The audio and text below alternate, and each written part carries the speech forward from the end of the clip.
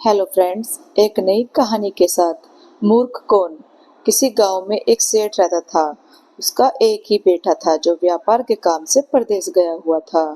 सेठ की बहू एक दिन कुएं पर पानी भरने गई।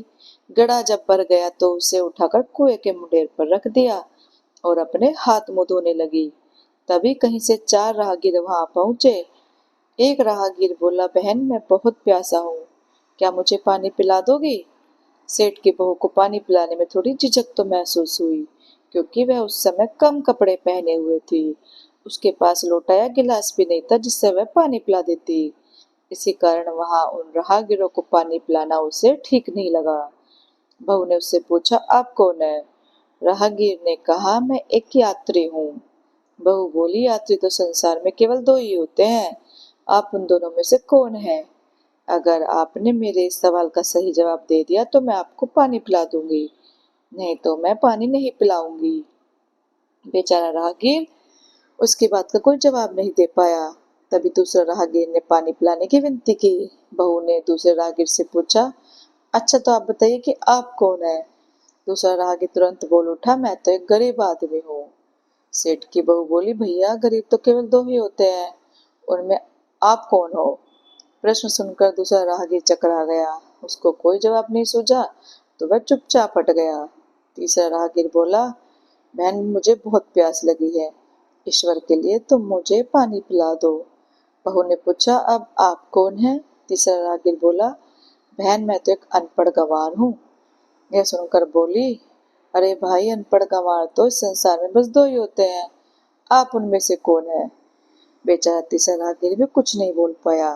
अंत में चौथा राहगीर आगे आया और बोला, बहन मेहरबान करके मुझे पानी पिला दो, प्यासे को पानी पिलाना तो बड़े पुण्य का काम होता है। सेठ की बहू बड़ी ही चतुर और होशियार थी।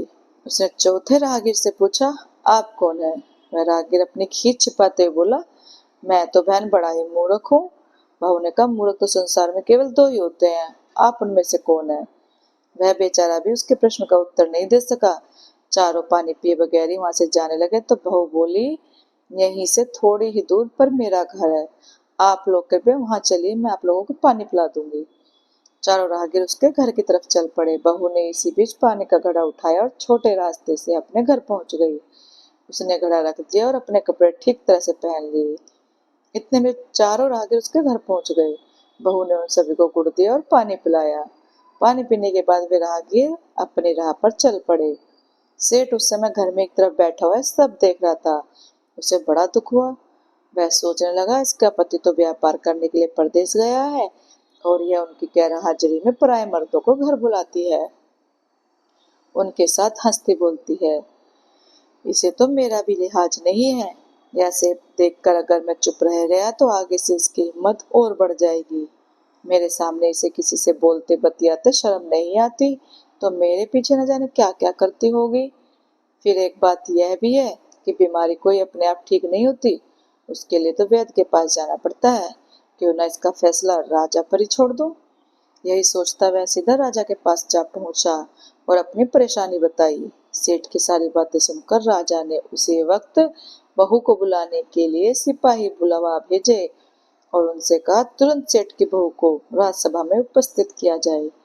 राजा के सिपाहियों को अपने घर पर आया देख उस सेठ की पत्नी ने अपनी बहू से पूछा, क्या बात है बहू रानी, क्या तुम्हारी किसी से कहीं कहा सुनी हो गई थी जो उसकी शिकायत पर राजा ने तुम्हें बुलाने के लिए सिपाही भेज दिए। बहू ने सास की चिंता को दूर करते हुए कहा, नहीं सासू माँ, मेरी तो किसी से कहा सुनी नहीं हुई है, आप जरा भी फिक्र ना करें। सास को आश्वस्त कर वह सिपाहियों से बोली, तुम पहले अपने राजा से पूछ कर आओ कि उन्होंने मुझे किस रूप में बुलाया है, बहन, बेटी या फिर बहू के रूप में। किस रूप में मैं उनकी राजसभा में आऊं। बहू की बात सुन सिपाही वापस चले गए। उन्होंने राजा को सारी बात बताई। राजा ने तुरंत आदेश दिया कि पाल के लेकर जाओ, कहना कि उसे बहू के रूप में बुलाया गया है। सिपाही ने राजा की आज्ञा के अनुसार जाकर सेठ की बहू से कहा, राजा ने आपको बहू के रूप में आने के लिए पालकी भेजी है। बहू उसी समय पालकी में बैठकर राजसभा में जा पहुंची। राजा ने बहू से पूछा, तुम दूसरे पुरुषों को घर क्यों बुला लाई जबकि तुम्हारा पति घर पर नहीं है। बहू बोली, महाराज मैंने तो केवल कर्तव्य का पालन किया, प्यासे पथिकों को पानी पिलाना कोई अपराध तो नहीं है, यह हर गृहिणी का कर्तव्य है। जब मैं कुएं पर पानी भरने गई थी, तब तन पर मेरे कपड़े अजनबियों के सम्मुख उपस्थित होने के अनुरूप तो नहीं थे। इसी कारण उन राहगीरों को कुएं पर पानी नहीं पिलाया। उन्हें बड़ी प्यास लगी थी और मैं उन्हें पानी पिलाना चाहती थी, इसलिए उनसे मैंने ऐसे मुश्किल प्रश्न पूछे, और जब वे उनको उत्तर नहीं दे पाए तो उन्हें घर बुला लाई। घर पहुंचकर ही उन्हें पानी पिलाना उचित समझा था। राजा को बहू की बात ठीक लगी। राजा को उन प्रश्नों के बारे में जानने की बड़ी उत्सुकता हुई जो बहू ने चारों राहगीरों से पूछे थे। राजा ने सेठ की बहू से कहा, भला मैं भी तो सुनूं कि कौन से प्रश्न थे जिनका उत्तर वो लोग नहीं दे पाए। बहू ने तब वे सभी प्रश्न दोहरा दिए। बहू के प्रश्न सुन राजा और सभासद चकित रह गए। फिर राजा ने उससे कहा, तुम खुद इन प्रश्नों के उत्तर दो, अब हम तुमसे तो यह जानना चाहते हैं। बहू बोली, महाराजा मेरी दृष्टि में पहले प्रश्न का उत्तर है कि संसार में सिर्फ दो यात्री हैं, सूर्य और चंद्रमा। मेरे दूसरे का प्रश्न का उत्तर है कि बहू और गाय इस पृथ्वी पर ऐसे दो प्राणी हैं जो गरीब हैं। अब मैं तीसरे प्रश्न का उत्तर सुनाती हूँ महाराज। हर इंसान के साथ हमेशा अनपढ़ गंवारों की तरह जो हमेशा चलते रहते हैं, वो है भोजन और पानी। चौथे आदमी ने कहा कि वह मूर्ख है, और जब मैंने उनसे पूछा कि मूर्ख तो दो ही होते हैं, तुम उनमें से कौन से मूर्ख हो, तो उत्तर नहीं दे पाया। इतना कहकर वह चुप हो गई। राजा ने बड़े आश्चर्य से पूछा, क्या तुम्हारी नजर इस संसार में सिर्फ दो ही मूर्ख है? हाँ महाराज, इस घड़ी इस समय में मेरी नजर में सिर्फ दो ही मूर्ख है। राजा ने कहा, तुरंत बतलाओ कि वो दो मूर्ख कौन है। इस पर बहू बोली, महाराज मेरी जान बकस दी जाएगी तो मैं इसका उत्तर दूं। राजा को बड़ी उत्सुकता थी यह जानने की कि वे दो मूर्ख कौन है, सो उसने तुरंत बहू से कह दिया, तुम निसंकोच होकर कहो, हम वचन देते हैं तुम्हें कोई सजा नहीं दी जाएगी। बहू बोली, महाराज मेरे सामने इस वक्त बस दो ही मूर्ख हैं। फिर अपने ससुर की ओर हाथ जोड़कर कहने लगी, पहले मूर्ख तो मेरे ससुर जी हैं, जो पूरी बात जाने बिना ही अपनी बहू की शिकायत राज दरबार में की। अगर इन्हें कोई शक हुआ भी था तो ये पहले मुझसे पूछ तो लेते, मैं खुद ही ने सारी बातें बता देती, इस तरह घर परिवार की बेइज्जती तो ना होती। ससुर को अपनी गलती का एहसास हुआ, उसने बहू से माफी मांगी और बहू चुप रही। राजा ने तब पूछा, और दूसरा मूर्ख कौन है? बहू ने कहा, दूसरा मूर्ख खुद इस राज्य का राजा है, जिसने अपनी बहू की मान मर्यादा का जरा भी ख्याल नहीं किया और बिना सोचे समझे बिना ही बहू को भरी राज्यसभा में बुलवा लिया।